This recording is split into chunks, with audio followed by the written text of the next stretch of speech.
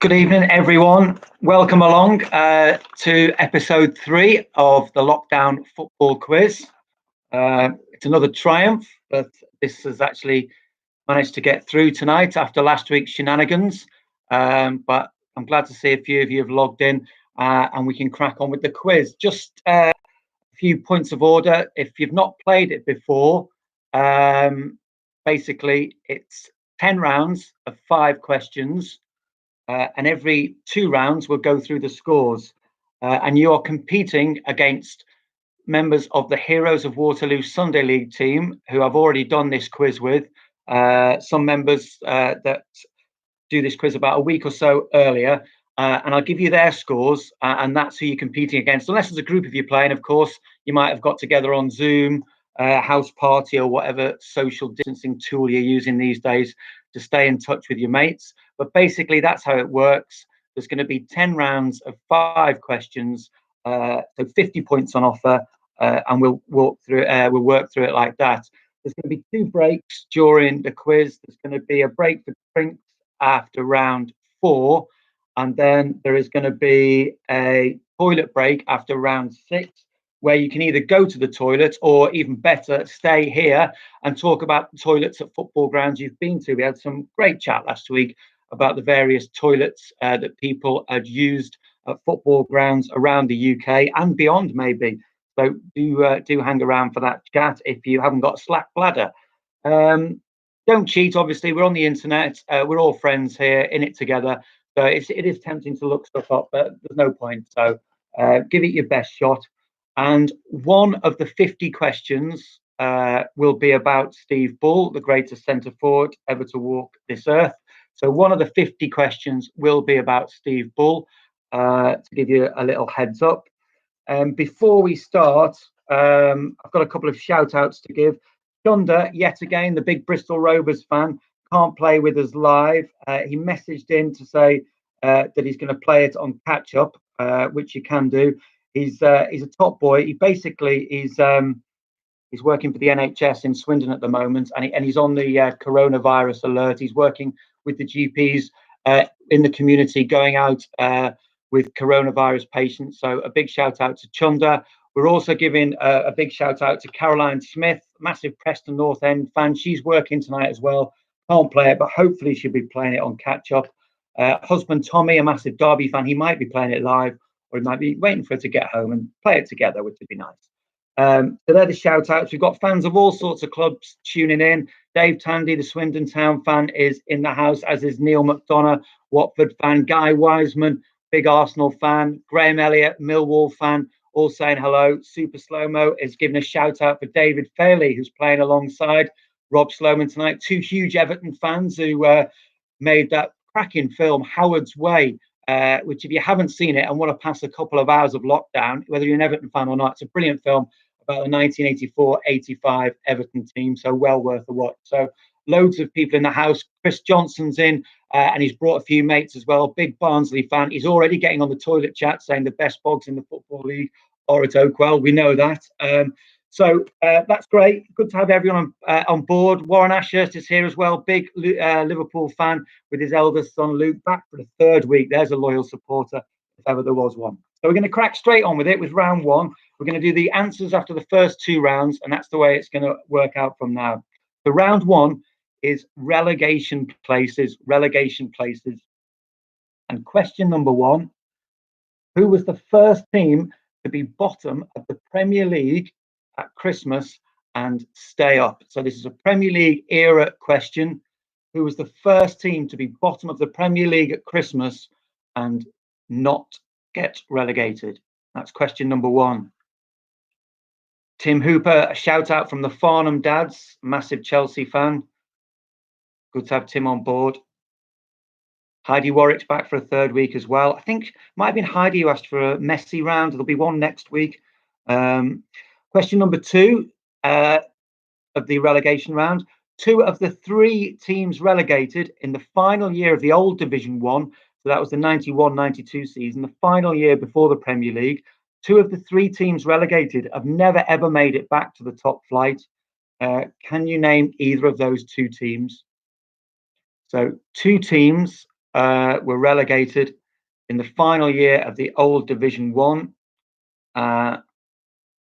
in 91-92 and have never made it back. Two of the three teams have never made it back. So three were relegated, two have never made it back. Name me one of them. Question number three. In 2014-15, Leicester City were bottom of the table at the start of April, 7 points adrift of safety. So this was the year before they won the league. They were bottom of the table in April and 7 points from safety. They went on an incredible run to finish 14th. How many of their last 9 games did they win? How many of their last 9 games did they win? Paul Berry wants to know what tracksuit top it is. This was from, it's a present from Matt Murray, believe it or not, the former Wolves keeper who Bez knows very well. He may have liberated it from the Nike Academy at some stage. So that was question number three. Question number four: in 1996, who was the Manchester City manager who took the club down after a 2-2 draw on the last day of the season at home to Liverpool? And they were essentially playing out a draw. It was 2-2. They're playing out a draw because they thought results were going in their favour, and they weren't. So they played out for a 2-2 draw and went down. Who was the manager of Manchester City that day? And question number five: name the current bottom three of the Premier League before lockdown. Doesn't it feel like a lifetime ago, eh? The current bottom three of the Premier League. And I'm afraid, I know Jack Baxter's playing tonight, one of the younger lads. They're asking for questions of a more recent generation. You only get a point for naming all three, and you have to name all three. The bottom three of the Premier League. So that's the first shout out. So that's the first round one, relegation places. Let's move on to round number two. And round number two is called Teams in Stripes. Teams in Stripes. And question one: what transfer fee did Newcastle United pay Blackburn Rovers for Alan Shearer in 1996? Oh, Pete Carville's just asked it what question number 5 was in the previous round. We'll just go back to that. That was name the current bottom three in the Premier League, Pete. So when the Premier League was suspended, who were the three teams in the bottom three? Right, so we're on round two. Round two is stripes. And question number one: what transfer fee did Newcastle pay Blackburn for Alan Shearer in 1996? It's a whole million number. And that's what we're looking for.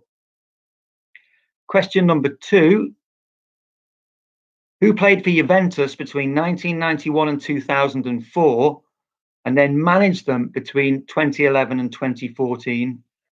So who played for Juventus between 1991 and 2004, and then managed them between 2011 and 2014? Someone's asked for question 4 from round 1 again. Sorry for going back. That's in 1996. Who was the Manchester City manager who took them down from the Premier League? Who took them down in 1996? Kirsty Wood says a shout out to Steve Burgess, the 3rd week completing the quiz, and he's getting better each week. That's good to hear. Right, question number 3 of the Stripes round. Celtic wore hoops when they became the first British European Cup winners in 1967. Which team wearing stripes did they beat in the final? Which team wearing stripes did they beat in the final?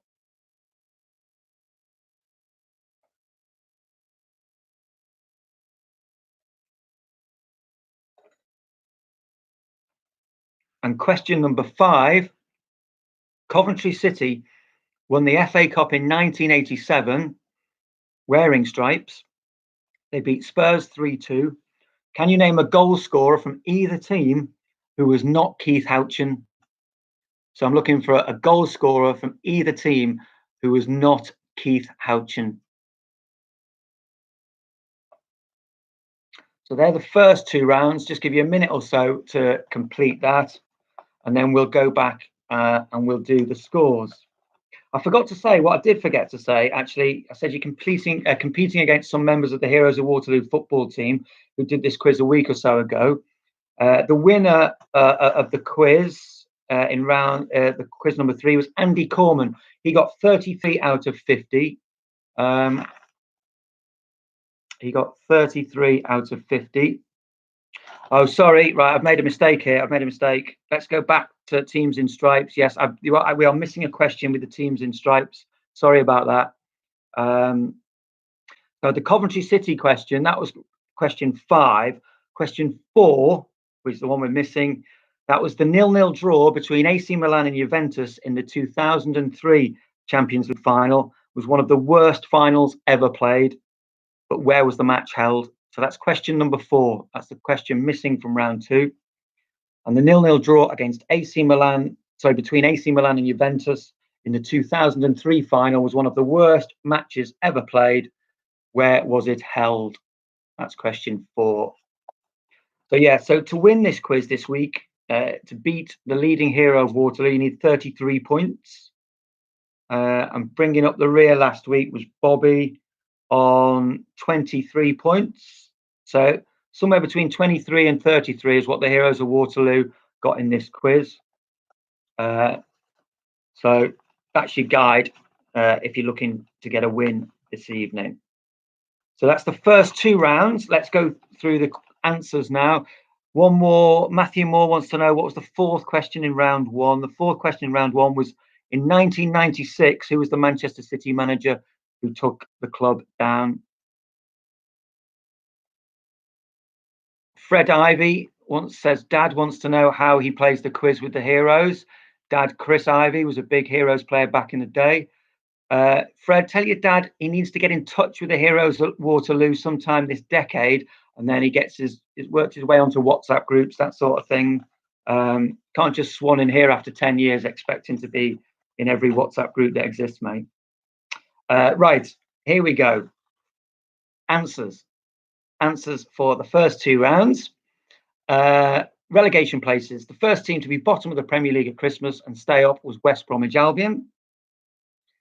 2 of the 3 teams relegated in the final year of the old Division 1 who have never ever been up since, never ever been back, are Luton Town and Notts County. So if you got either of those, you get a point. Question number 3.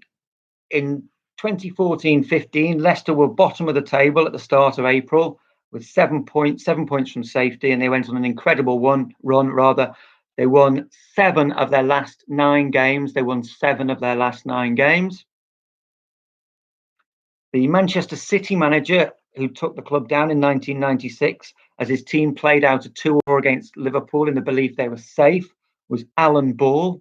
Alan Ball was the manager who took City down. And the bottom 3, as we stand in the Premier League, are Bournemouth, Aston Villa and Norwich City. Bournemouth, Aston Villa and Norwich City, you need to get them all right to get a point there. Round number 2, teams in stripes.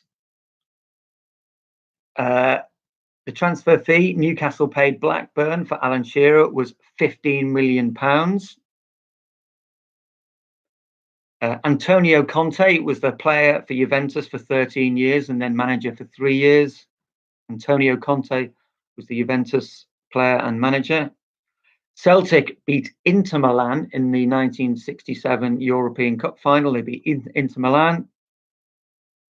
The 0-0 draw between AC Milan and Juventus in 2003 was held at Old Trafford. That was held at Old Trafford. And the final question, the Coventry City question, they won the FA Cup in 1987. Name a goal scorer who wasn't Keith Houchin. You could have had Dave Bennett, who was the other Coventry scorer, Clive Allen, who was a Spurs scorer, and Gary Mabbott, who scored for Spurs and an own goal. So Gary Mabbott, any of those three, Dave Bennett, Clive Allen, and Gary Mabbott. So after 2 rounds, the leading score amongst the Heroes of Waterloo was 8 points.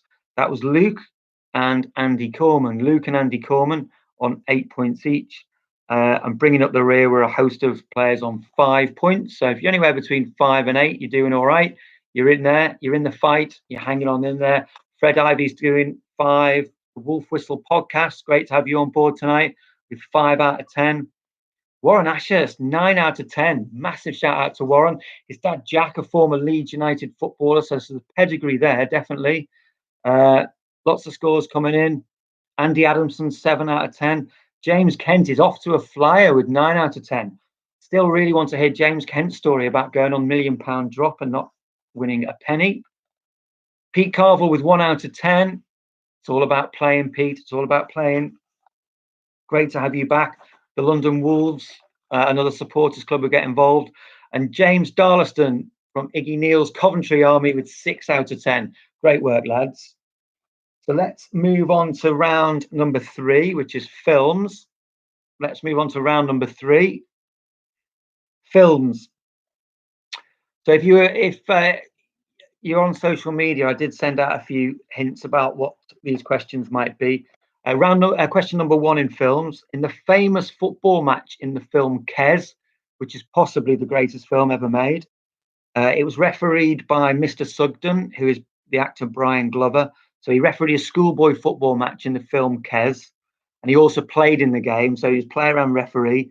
Which 2 teams were the school kids representing? So they were representing 2 football teams that met in the day. So Wolves versus West Brom, for example, it was neither of those teams. So you're looking for 2 English league teams in Football League films that they played in their schoolboy football match that Mr. Sugden decided they'd be representing. Great scene, possibly one of the best scenes in film history. Question number 2. What was the final score in the match between the Germans and the Allies in Escape to Victory? What was the final score in the match between the Germans and the Allies in Escape to Victory? The match was held in Paris. So, Paris. So, where was that? Neutral territory? Hard to say, really. Occupied? I'm not sure. Not sure. Anyway, that's where the game was. Allies versus the Germans in Escape to Victory. I'm looking for the final score in that game. Question number 3.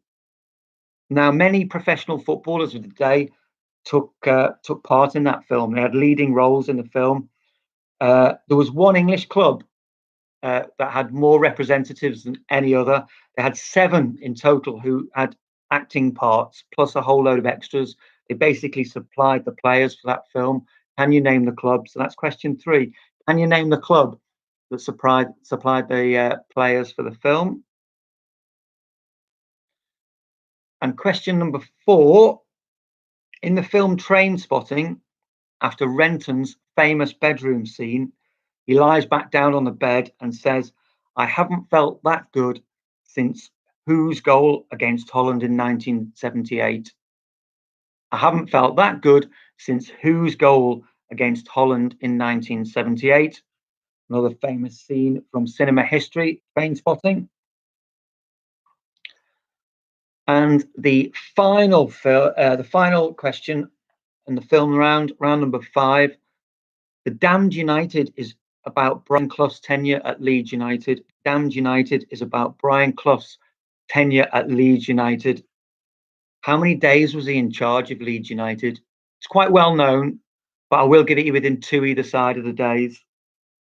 He was in charge for a shortened period of time. It's well known. You can have 2 either side of the day, of the exact day. So that's the film round number 4.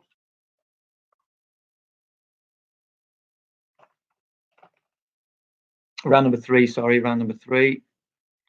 Round number 4 is Steve Bruce. Round number 4 is Steve Bruce.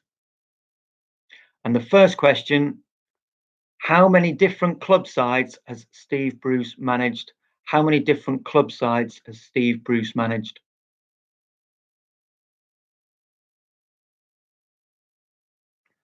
Question number 2, he has managed one team twice.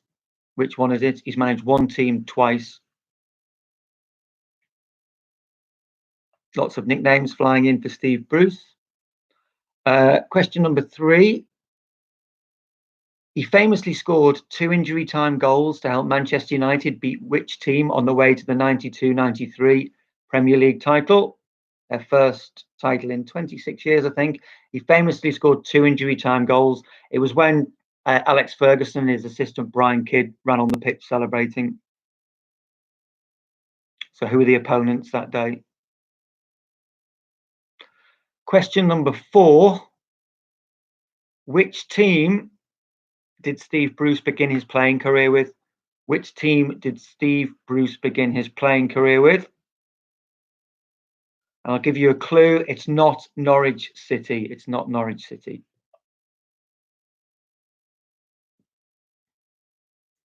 And question number 5. While manager of Huddersfield Town in 1999, he wrote 3 novels. Can you name one of those novels? Try and name all 3. That you won't get any extra points for it, but you'll definitely get a lot of kudos for it. If you can name me all 3 of those novels, that's fantastic. But you just have to name one.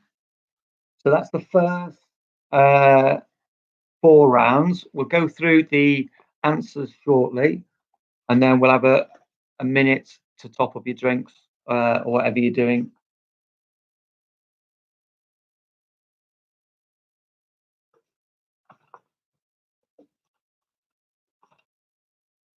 Shout me if you need another question. I think everyone's all right that time. Nice one.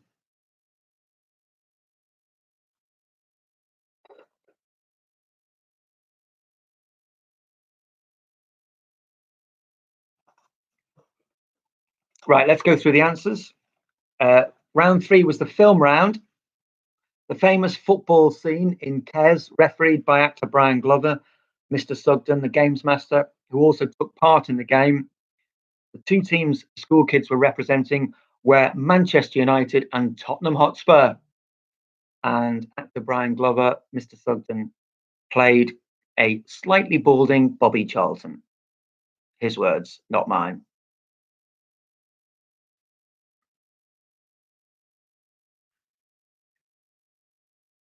What was the final score in the match between the Germans and the Allies in Escape to Victory? 4-4. So interestingly, 4-4, where does that leave the 2 of them? I mean, would away goals have decided a winner there? And who is the away team? If it was held in Paris, technically the Allies are the home team and the Germans win on away goals. But then the Germans occupied France, so maybe they're the home team and the Allies win on away goals. Who knows? It was a 4-4 draw. So many unanswered questions in that film. Question number 3. Ipswich Town supplied 7 acting roles plus a whole load of extras in that film. Ipswich Town provided the players. Bobby Robson was manager of Ipswich at that time and was apparently fuming when the players arrived back. It was filmed during the summer, and the players arrived back for pre-season overweight, having drunk a lot, because they were just out with Michael Caine and Sylvester Stallone and the other actors all the time. Little aside there.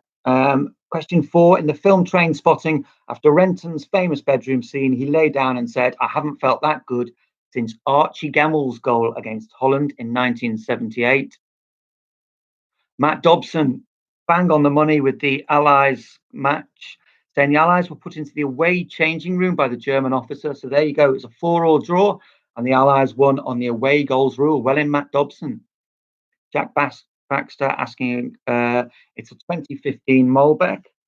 Right, and question number 5.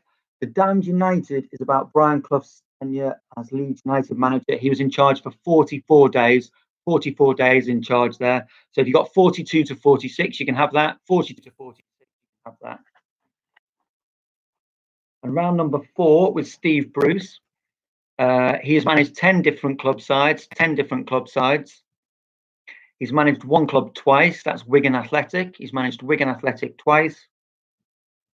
He famously scored 2 injury time goals to help Manchester United beat Sheffield Wednesday in the 1992-93 season. He began his playing career with Gillingham. He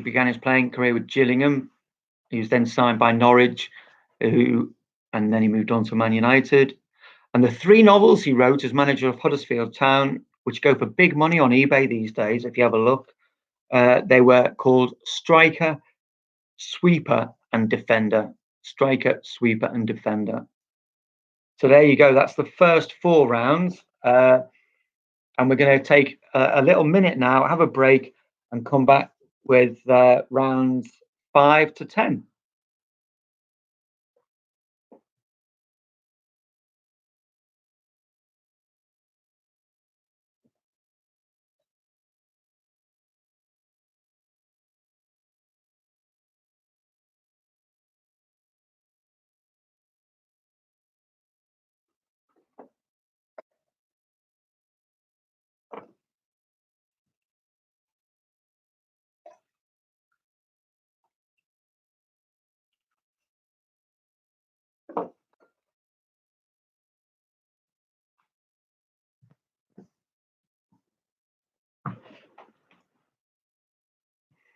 So the scores are flying in for the first 4 rounds.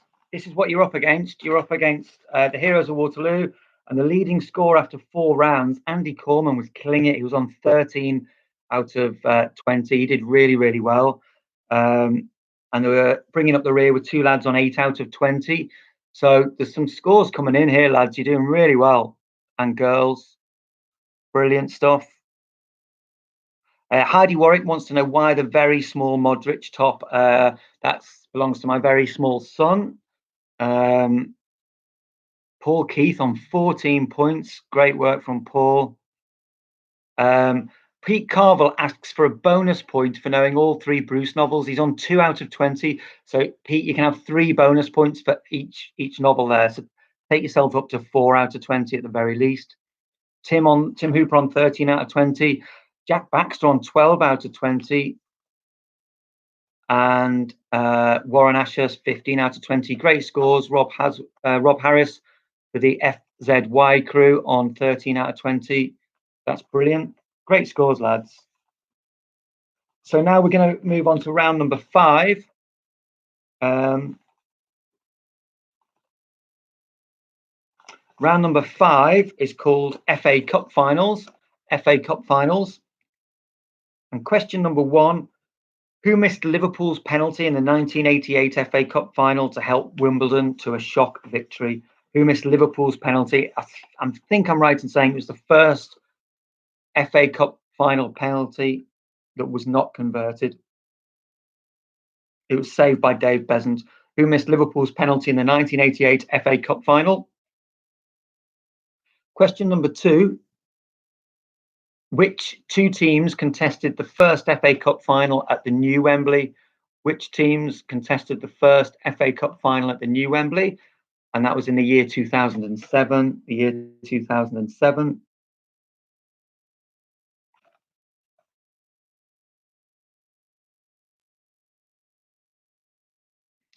Question number 3. Which one of these 4 teams has never won the FA Cup? So I'm going to read you out 4 teams. And one of them has never won the FA Cup.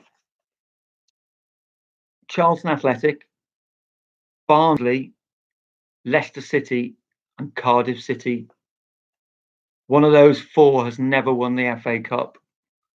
Charlton Athletic, Barnsley, Leicester City, and Cardiff City. And question number 4 is another multiple choice one. You've got 4 teams to choose from here. Which of these 4 teams has won the most FA Cups? Is it West Bromwich Albion, Everton, Wolves, or Newcastle? Which of these 4 has won the most FA Cups? West Bromwich Albion, Everton, Wolves, or Newcastle? And question number 5, who was the Watford goalkeeper who had the ball headed out of his hands in the 1984 FA Cup final by Andy Gray to concede a goal? Everton won that final. They won it 2-0, but it was a very controversial goal that Andy Gray scored. This goalkeeper went up for a cross, caught the ball, and Gray came piling in, headed it out of his hands, and the goal was allowed. Differing opinion on whether the goal should have been allowed. It wasn't a cut and dry sort of, he wasn't sort of cuddling the ball. It was possibly there to be won. So that's the FA Cup final round. Neil McDonald, the Watford fan, says it was a foul. Fancy that. Round number 6 is right backs. Round number 6 is right backs. And question number 1, who was England's right back in their epic 1990 World Cup semi-final defeat to West Germany? I think it was still West Germany then, wasn't it? 1990, yeah. Who was England's right back in their epic 1990 World Cup semi-final defeat to West Germany?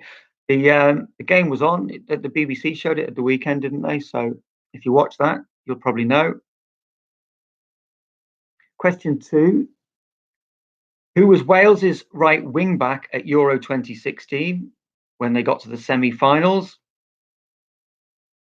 Who was Wales's right wing back? So they played 3 at the back. I'll give you a clue at this as well. The 3 at the back was generally James Chester, Ashley Williams, and then it was Ben Davis or James Collins. Davis, Williams, Chester were pretty much the first choice 3 at the back. So who was the right wing back? There was none of those players. Question number 3. Who was Manchester City's main right back when they won the Premier League in the 2011-12 season? Who played most games for Manchester City at right back when they won the Premier League in 2011-12?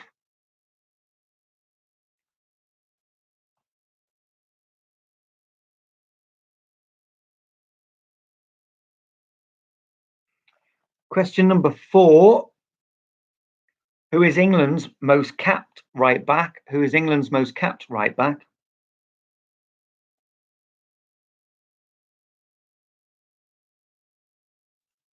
And question number 5. Arsenal signed Lee Dixon from Stoke City. Name any of the other 3 Football League clubs he played for. So the great Arsenal right back of the 89 onwards throughout the 90s. Lee Dixon was signed from Stoke City. I think he came dirt cheap, about £600,000. Money well spent. Name any of the other Football League clubs he played for. He played for 3 other league clubs. That's the right backs round.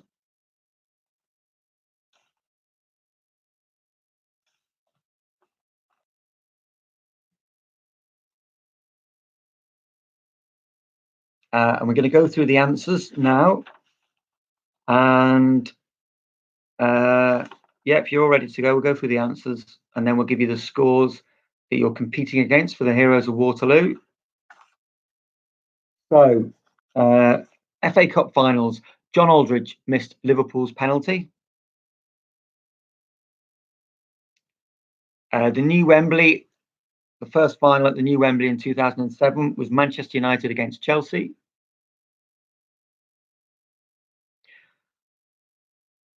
One of those 4 teams never to win the FA Cup. One of Charlton, Barnsley, Leicester and Cardiff never to win the FA Cup. It's Leicester City. They've never won the FA Cup. The most FA Cups, was it West Brom, Everton, Newcastle or Wolves? It was Newcastle. They've won 6 FA Cups. And the Watford goalkeeper who wasn't strong enough in the 1984 FA Cup final was Steve Sherwood. Steve Sherwood. So that's the FA Cup round. And round number 6, the right backs. Paul Parker was the England right back in Italia 90. The Wales right wing back was Chris Gunter. Chris Gunter was the Wales right wing back. Manchester City's principal right back when they won the league in 2011-12 was Micah Richards. England's most capped right back is Gary Neville. Gary Neville is England's most capped right back. And any of the other clubs that Lee Dixon played for, you can have Burnley, Chester or Bury. Burnley, Chester or Bury. So the heroes of Waterloo, out of 30 points, the leader at this stage was Andy Corman, big Evertonian, on 18 points out of 30. If you're on 18 out of 30, you're a winner. And Tomo was bringing up the rear on 12 out of 30. So if you're on 12 out of 30, you're still in the fight. Matt Dobson's on 18, so he's a winner already. And this is round 6, so we've done 6 rounds. So you can have a toilet break, or alternatively, you can stay where you are and just tell me about the toilets you've been to at football grounds around the world.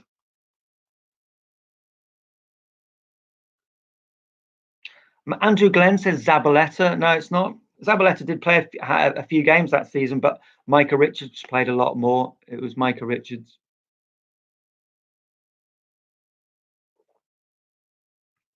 Warren Ashurst with 20 out of 30. That's brilliant. Chris Johnson playing as a collective, a conglomerate, the Daydream Believers conglomerate, 24 out of 30.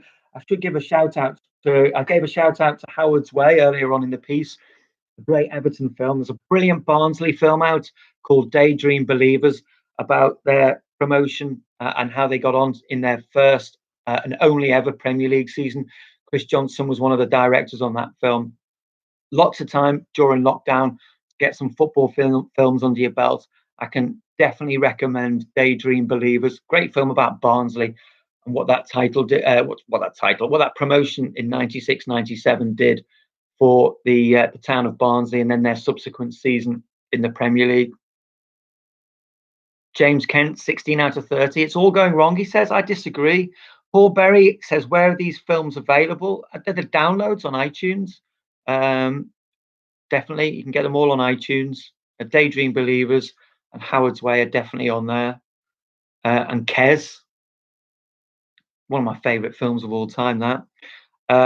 18 out of 30 for the Virtual Old Masters Collective of Mike Pinkham. Well done, Mike. 18 out of 30. That will give you #1 spot amongst the heroes. Pete Carville is battling on Gamely with 6 out of 30. I love that piece. I love the fact that you keep returning week after week. We need players like you to keep this thing going. This is brilliant. Big Wolves fan, London Wolves fan. One of the best supporters clubs in the country, the London Wolves. Travel all over following Wolves. Joe Parker is saying it's marginal with Zabaleta. It may well be marginal, but Micah Richards made more appearances at right back than Zabaleta. Oh, brilliant. We have our first toilet comment from Andy Adamson. I believe that in the years gone by, there were no ladies' toilets at Worcester City, and ladies had to use the staff toilets. This is a brilliant message from Andy there.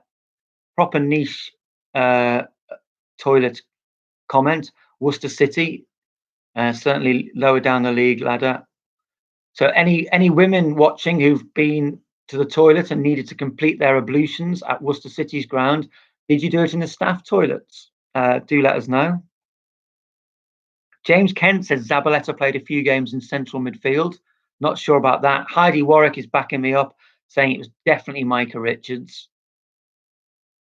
Joe Parker's asking for some bonus points. How many points have you got, Joe? If you need a bonus points, you can have them. But I'm reluctant just to hand them out willy-nilly. Right.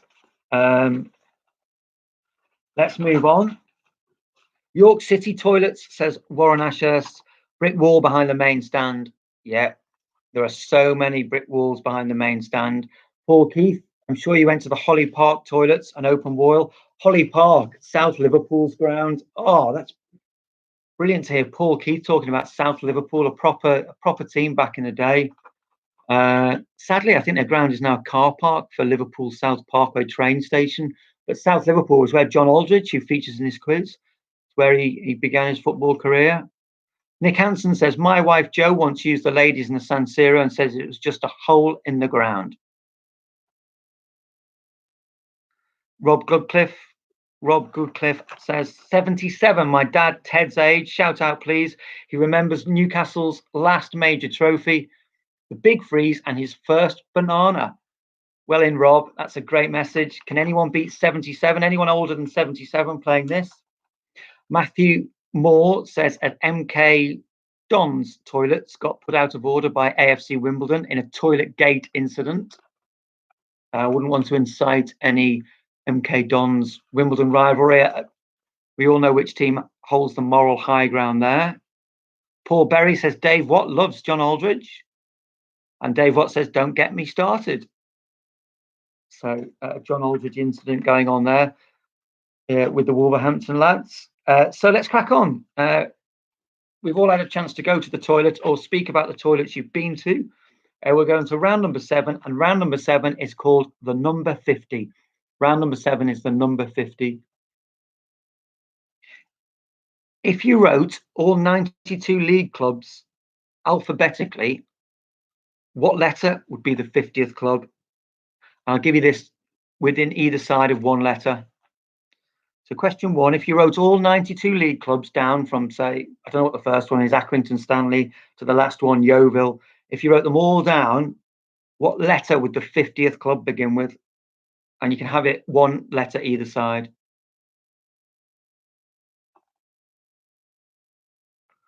Question number 2, Wayne Rooney is the only player to pass 50 goals for England. What total did he finish up with? How many goals did Wayne Rooney score for England?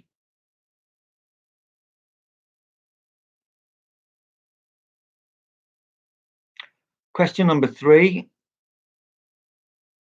Who scored 50 or more goals in 2 successive seasons for Wolves between 1987 and 1989?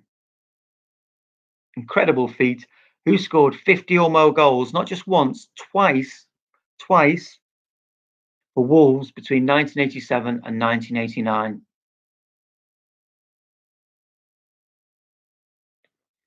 Question number 4. Only one player has exactly 50 England caps. Only one player has exactly 50 England caps. He played for Liverpool in the 70s and 80s. What's his name? Some great suggestions coming in for the Wolves player to score 50 in 2 successive seasons. Paul Berry says Floyd Street. Steve Phillips says Jackie Gallagher. He's fat, he's round, he's worth £1 million. It's Gallagher. Great song, sung on the terraces back in the day. Question 4 then. Who was the only player with exactly 50 England caps?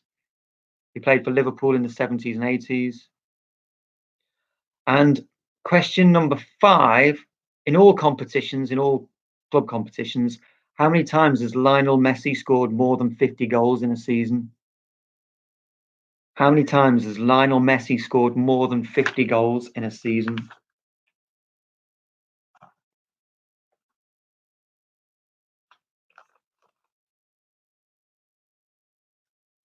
So we'll move on to round number 8. And round number 8 is called football anthems. Football anthems. Question number 1, whose terrace anthem is Sunshine on Leith? Sunshine on Leith. Brilliant anthem. I'll give you a help here. I'll sing a bit of it. Sunshine on Leith. It goes, my heart was broken. My heart was broken. Sorrow, sorrow, sorrow, sorrow. That's the start of Sunshine on Leith. I'm not giving you any more clues. Question number 2. Which Tom Jones hit do Stoke City fans sing? A lot of people asking me not to sing anymore. Sorry about that. Question number 2. Which Tom Jones hit do Stoke City fans sing? Question number 3. What is the name of the hymn that West Bromwich Albion fans sing? So they sing a hymn, a religious hymn. Is there another kind of hymn? An atheist hymn? What religious hymn do West Bromwich Albion fans sing? Question number 4. Whose fans sing Good Night Irene? Good Night Irene. I'll sing a little bit of Good Night Irene. That goes, good night Irene, good night Irene, I'll see you in my dreams. That's all you're getting of that one. And question number 5. Oh, I'm loving Guy Wiseman. He's given me the next set of lyrics to the Sunshine on Leith song. That's brilliant. Question number 5. Whose fans sing Greasy Chip Butty to the tune of John Denver's Annie's song? Whose fans sing Greasy Chip Butty to the tune of John Denver's Annie's song? Have a few moments to get those answers down, and then we'll go through them.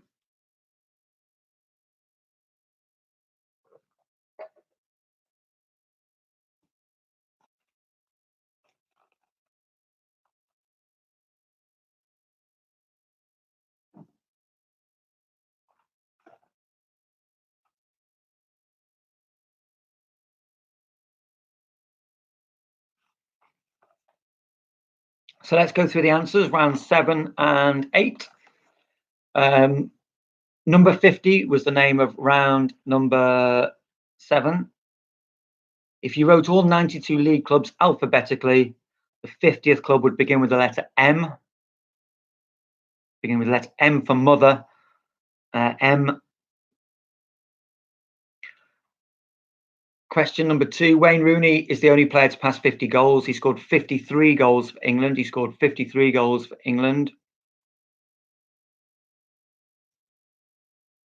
The phenomenal goal scorer for Wolves was Steve Bull. Steve Bull scored the goals. Only one player has exactly 50 England caps, and that's Phil Neal. He was a fullback for Liverpool in the 70s and 80s. He was more than a fullback. He was a very, very good fullback who won countless trophies. And Lionel Messi has scored 50 or more goals in a season on 6 occasions for Barcelona. On 6 occasions for Barcelona.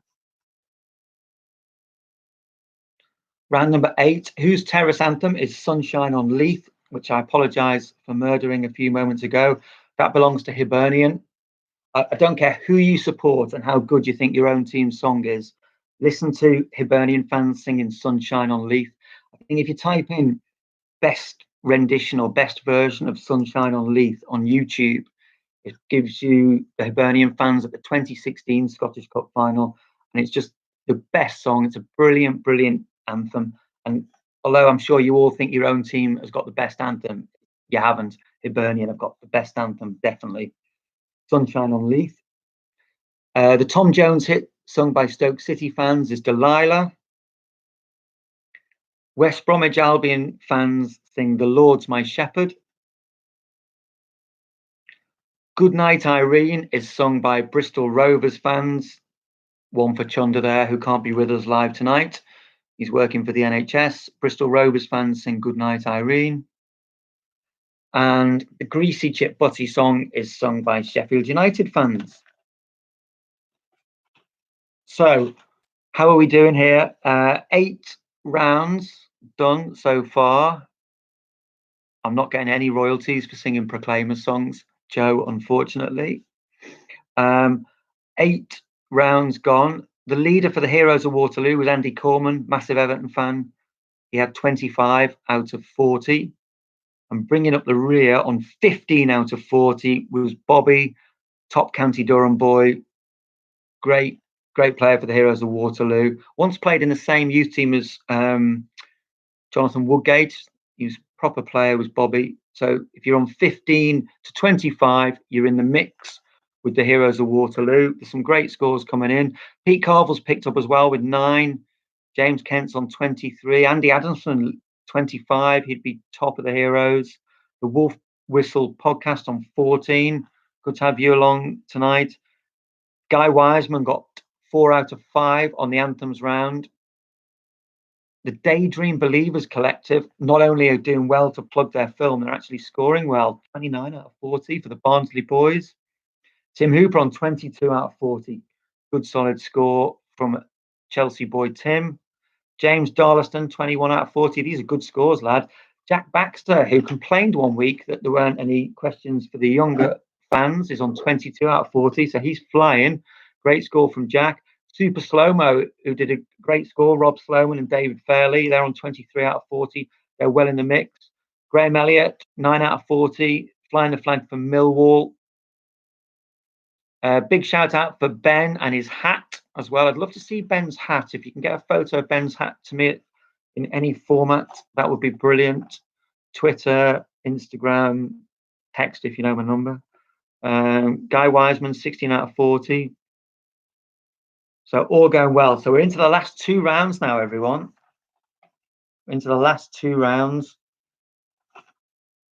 And round number 9 is called 10 men. Round number 9 is called 10 men. Question 1. Chelsea knocked Barcelona out of the 2012 Champions League with 10 men after who was sent off? Who was the Chelsea player sent off?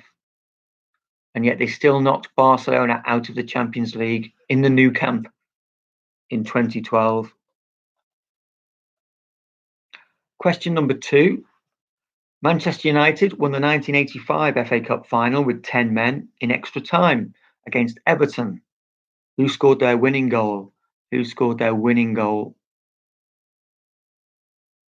The 1985 FA Cup final. Question number 3.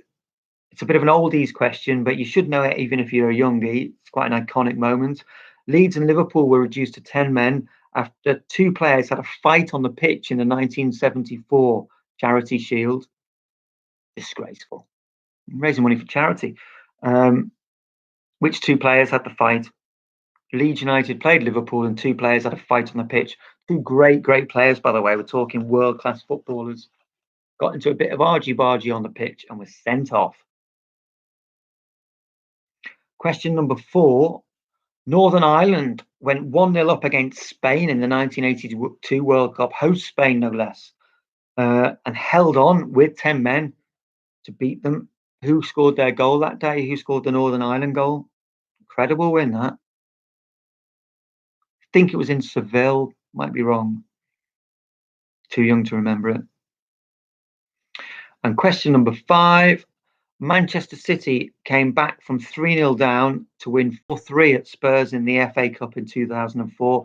Now, for me, this is the most underrated 10-man victory in the history of football. They were 3-0 down at half-time. Joey Barton got sent off.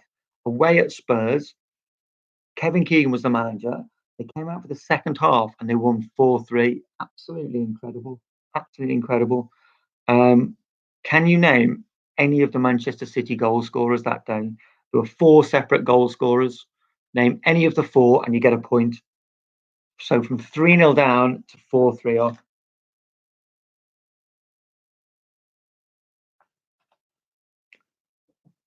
Ben's hat's tremendous. It's been sent to me. Not sure how good does that work? I'm not sure that works. Anyway, he's wearing a lovely hat. So that's the 10 men round. What year was Spurs City? It was 2004. So what year was Spurs City? Do you know what? We'll do the scores after this one because we're going into the final round. So we want to build the drama going into the final round to see how you're doing against the Heroes of Waterloo. We'll do the scores when you're ready. 33 out of 50, remember, is the winning score this week. 33. If you get 33 out of 50, you're a winner. And in fairness, Andy, who got 33 out of 50, won it by 5 points. So actually, 28 was the second one. So if you get more than 28, you're a winner. Chris Johnson says, question 4 again on the 10 men one. So Northern Ireland held on with 10 men to beat Spain at the 1982 World Cup. Who scored Northern Ireland's goal?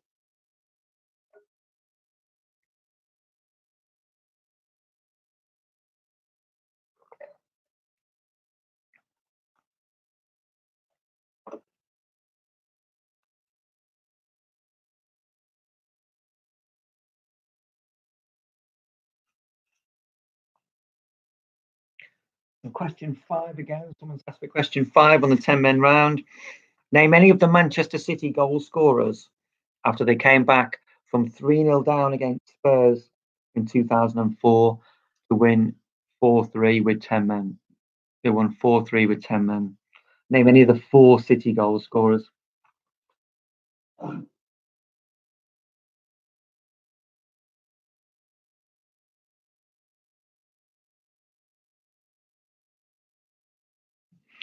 Right, let's give you the scores for that, and then we'll go into the final round with everything still to, judging by the scores that have come in, everything to play for going into the final round.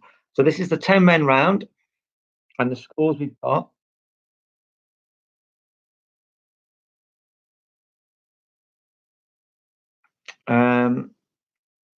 Chelsea knocked Barcelona out of the 2012 Champions League in the Nou Camp with 10 men after John Terry was sent off. John Terry was sent off in that game.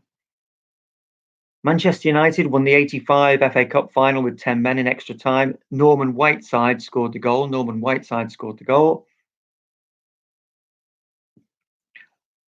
Leeds and Liverpool were reduced to 10 men after 2 players had a fight in the 1974 Charity Shield. That was Billy Bremner and Kevin Keegan. Northern Ireland's goal scorer in the 1-0 win against Spain was Jerry Armstrong. And to get 1 point in the 5th question, you just need to name any of these goal scorers. So if you got one of these, you get a point. The 4 Manchester City goal scorers in 2004 were Sylvain Distin, Sean Wright-Phillips, Paul Bosveld, and John Macken. So any of those 4, you get a point. So how are you doing after 9 rounds, everyone? We had the winner in the lads from the Heroes who played. Andy Corman had 28 going into the final round, but below him it was Luke O'Reilly, big Liverpool fan, on 25. Bringing up the rear was Bobby on 19. Some good scores coming in. Steve Phillips 16. That's very respectable. It's not a high scoring quiz, this, so don't feel you're doing badly if you haven't got big scores. Dave Watt 22. I like that. Matt Dobson 29. Great scoring. Paul Berry, great scoring, 25. Paul Keith 27.5. How he's given himself half a point. This is a binary quiz, Paul. It's either a point or nothing. Tim Hooper 27 out of 45. Great scoring. Warren Asher's 31 out of 45. That's tremendous. The Wolf Whistle Podcast, 16 out of 45. The Daydream Believers, 33. Rob Harris, 26. Jack Baxter, 24. Great scores. Fred Ivy with Dad Chris on 26. Crawford Miles, massive Evertonian, on 31. Brilliant score. Matthew Moore, 32. Rob Goodcliffe, 20. Great score, that is, Rob. Anything inside the Heroes of Waterloo is great scoring. Neil McDonough, 22 out of 45. Bearing a grudge over the Steve Sherwood incident. Great scoring, fellas. Right. Andrew Glenn has got 10 plus 1 for Zabaleta. Do you know what? I'll give you 2 for Zabaleta there, Glenn. You can have 12 points for your incorrect Zabaleta answer.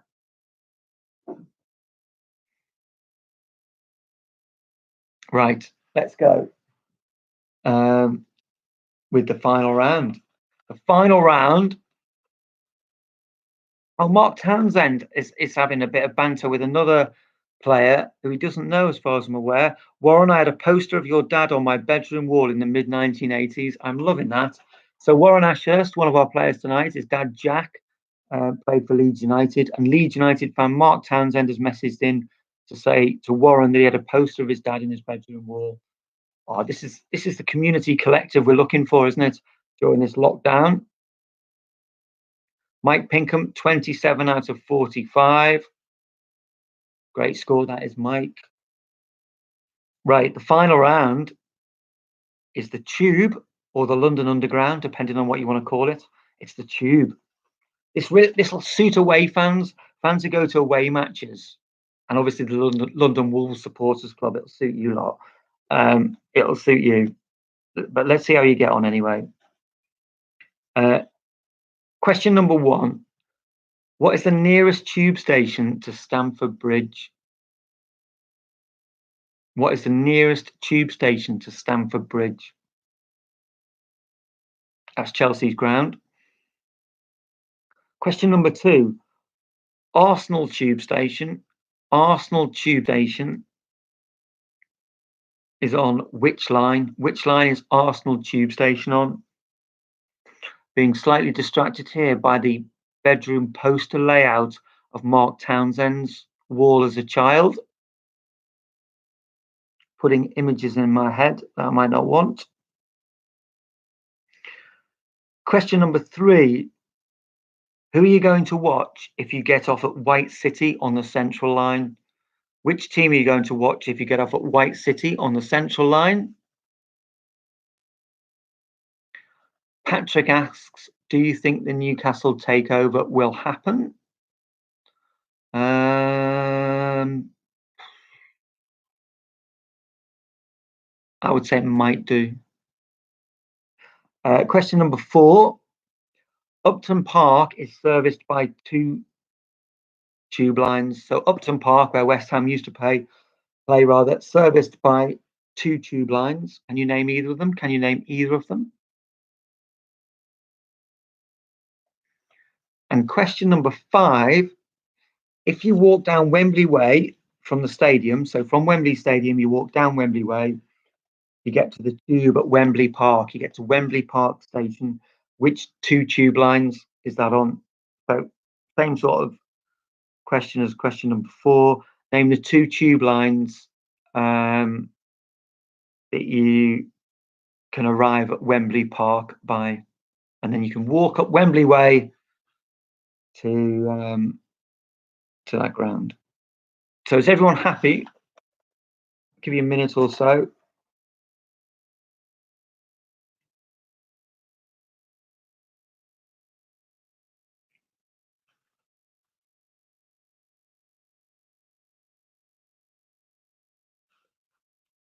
Steve Phillips wants more tube questions.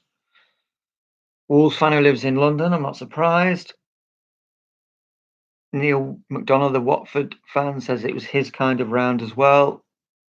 Something for everyone, this quiz. Something for everyone, eh? Mark F is loving this round too. I'm not surprised. Died in the wool London Wolves member. Right, so I'll give you the answers for this round. The nearest tube station to Stamford Bridge is Fulham Broadway. Fulham Broadway. Question 2, Arsenal tube station is on the Piccadilly line. The Piccadilly line. If you get off at White City on the Central line, you're going to watch Queen's Park Rangers. You're going to watch Queen's Park Rangers. Upton Park is serviced by 2 lines, and they are the District line and the Hammersmith and City line. The District line and the Hammersmith and City line. Chris Johnson says it's a terrible round for the Northern lads. He was flying. Well, you're clearly only Barnsley home supporters, aren't you? Barnsley have played in London plenty of times lately, Chris. You need to go and watch them. And question number 5, Wembley Park is serviced by the Jubilee line and the Metropolitan line. So the Jubilee line and the Metropolitan line. So that's the end of the quiz. So Andy Corman won our Heroes quiz on 33. So if you've got 33, you're a winner. Second place were two lads on 28. They were Pinhead, who's a QPR fan. So he definitely got a question or two right in that. And Luke, they got 28. Bobby on 23, top footballer for the Heroes of Waterloo. Unfairly hampered, like Chris, by being from County Durham. So anywhere between 23 and 33, you're in the game for the Heroes. If you got less, it doesn't matter. Thanks so much for coming along and playing. I really appreciate it. Great that we can all get together on a Tuesday night and have this. There's so many return players, which is brilliant. Joe Parker, 26. He loves the tube. Richard Hughes on 31. Mark F, 26. Andy Adamson, 29. Crawford Miles, 34. Big winner. Heidi Warwick, 24 out of 50 for 2 weeks running. Heidi, there's a messy round next week. Matthew Moore, 37 out of 50. Huge score. 29 out of 50 for Jack Sapwell and Ben the Hat. Brilliant scoring, lads. Warren on 32 out of 50. Neil McDonough, 27 out of 50. James Kent, 28 out of 50. 30 out of 50 for Tim. Good scoring, everyone. Iggy Neal, 33. That's a winning score. Pete with 14 out of 50. Terrible this week. I disagree, Pete. You're playing it, and it's a bit. Questions are all over the place. It's not about winning the quiz. It's about playing in it. 30 out of 50 for Nick Hansen. Thanks for playing. 25 out of 50 for Rob Goodliff. Brilliant that you were playing too. 31 out of 50 for Fred Ivy, and he gives a shout out to Pinhead. Nobody could hear him. Daydream Believers, 36 out of 50. That's a winning score. But there were 4 of them together on Zoom. Very honest there. Robin Cutler, 25. Wolf Whistle podcast on 18. Thanks for playing, everyone. And we'll come back at 9 o'clock next Tuesday evening. We'll make this a 9 o'clock Tuesday evening. Brilliant to have you on board. And Dave Tansey has asked for a roundabouts question, a roundabouts round next week. I'm sure we can do that. We'll do a roundabouts round at some stage. But anyway, thanks everyone for playing, and we'll see you next week.